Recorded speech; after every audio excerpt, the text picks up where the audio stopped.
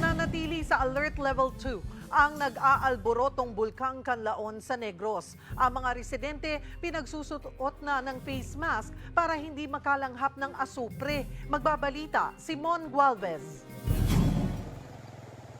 Mula pa kahapon, makapal na usok na raw ang matatanaw sa Bulkang Kanlaon.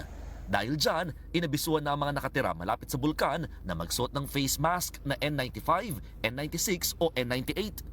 Delikado kasing makalanghap ng asupre, lalo na ang mga may hika at iba pang sakit sa baga. Sa huling datos ng PHIVOLCS, umabot na ng 10,000 toneladang sulfur dioxide ang ibinubuga ng Bulkang Kanlaon. Pinakamataas ngayong taon. Umabot na rin ang amoy ng asupre sa ilang barangay sa Bago City, La Carlota City at Canlaon City sa Negros Occidental. Bukod pa sa asupre, sunod-sunod din ang naitatalang volcanic earthquake sa Canlaon na halos umabot ng 300.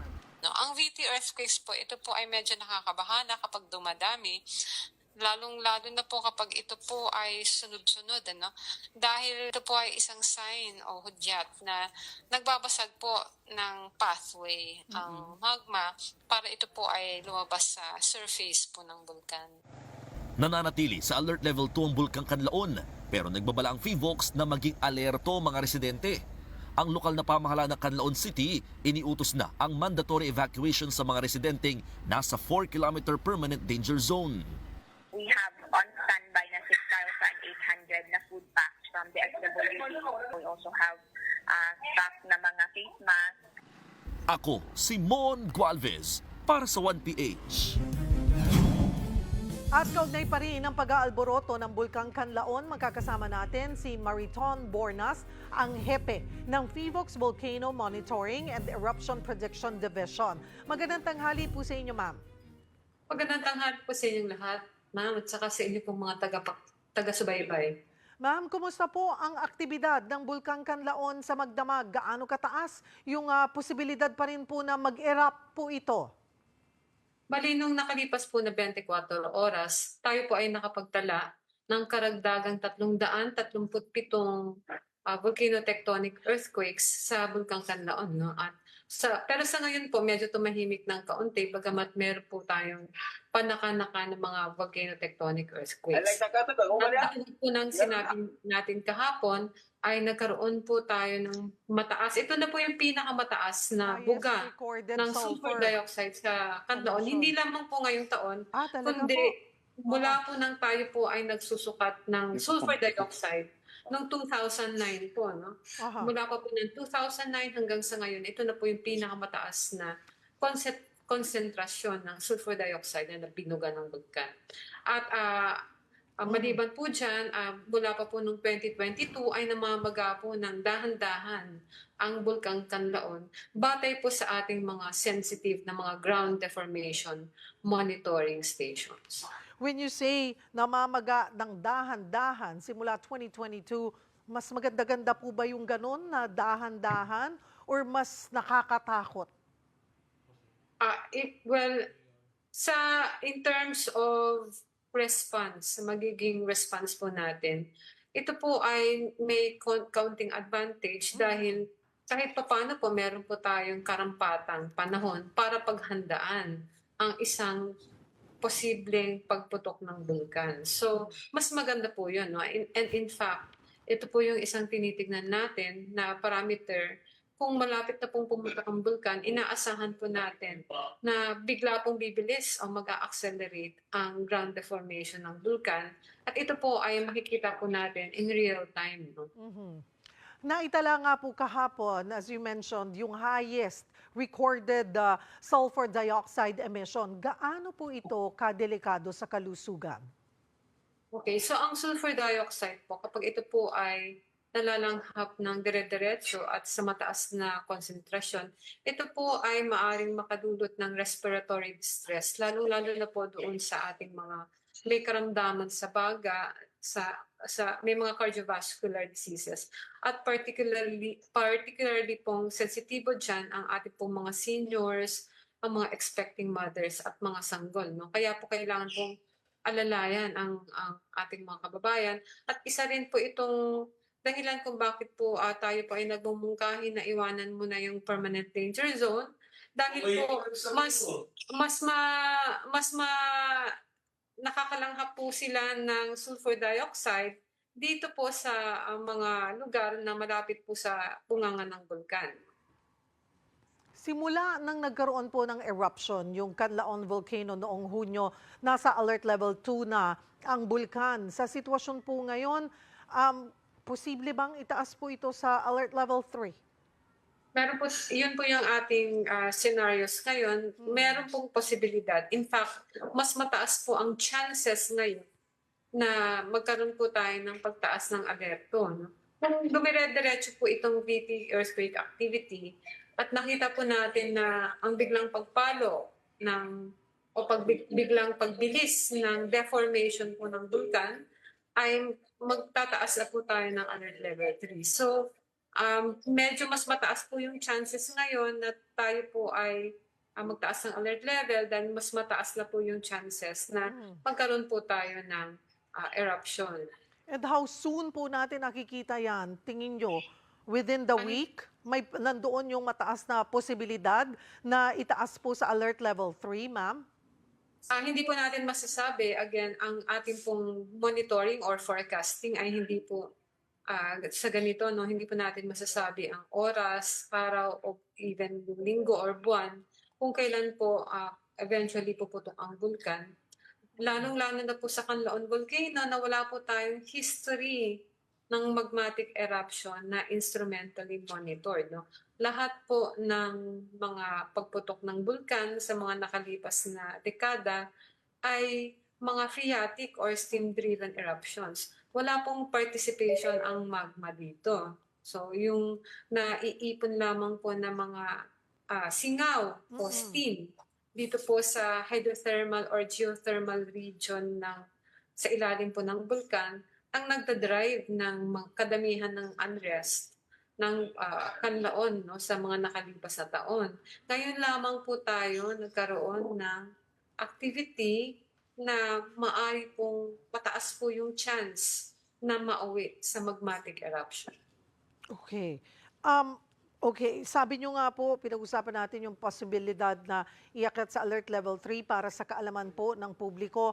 Ano po ba pag sinabi na nating alert level 3, ano na yung dapat gawin? Gaano na po ito katelikado?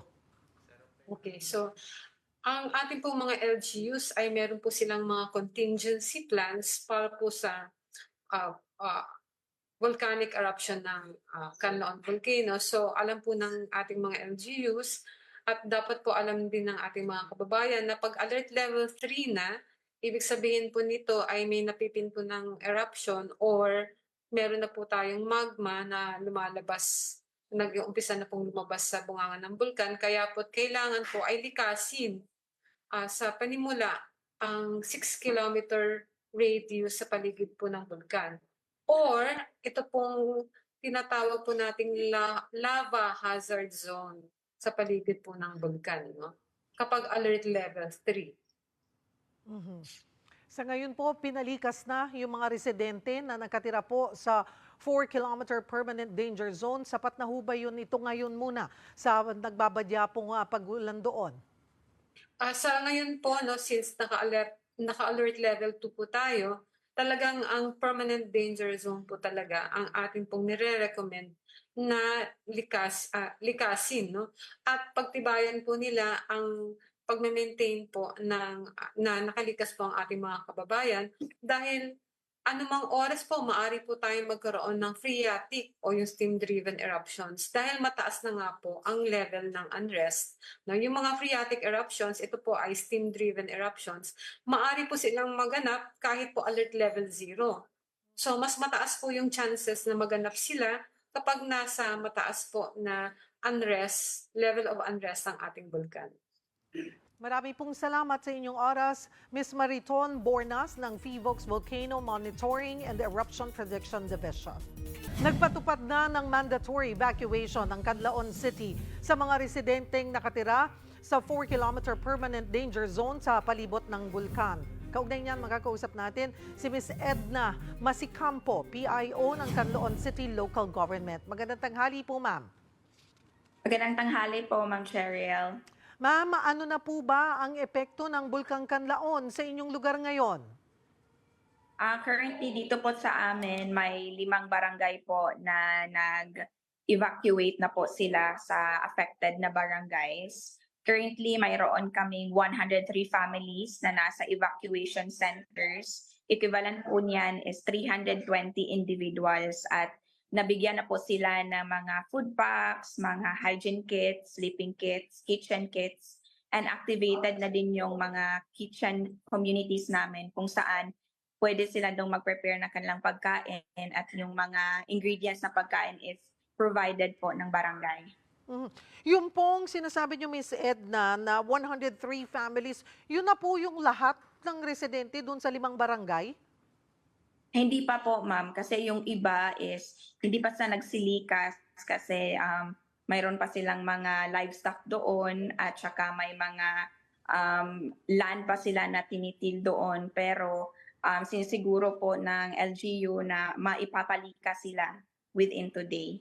Within today, at gaano po karami yan yung madadagdag po na pamilya or individuals po na lilikas? Kasi mandatory evacuation na dapat eh. Yes. The estimate po ng mga families na within the 4 kilometers danger zone according to the CPDO is around 6,000 po sa 5 barangays. Mhm. May ashfall na ba o amoy ng asupre o volcanic quakes po na nararanasan sa inyong lugar? Yes po, doon sa mga malalapit na barangays na malapit sa paa ng bulkan. Pero dito po sa city proper is hindi pa namin po naaamoy. Okay pa. Paano po tinitiyak ng Canlaon City LGU na walang, alam nyo naman, ang mga kababayan natin, syempre yan ang tanging yaman nila, na walang magpabalik-balik sa residente sa danger zone?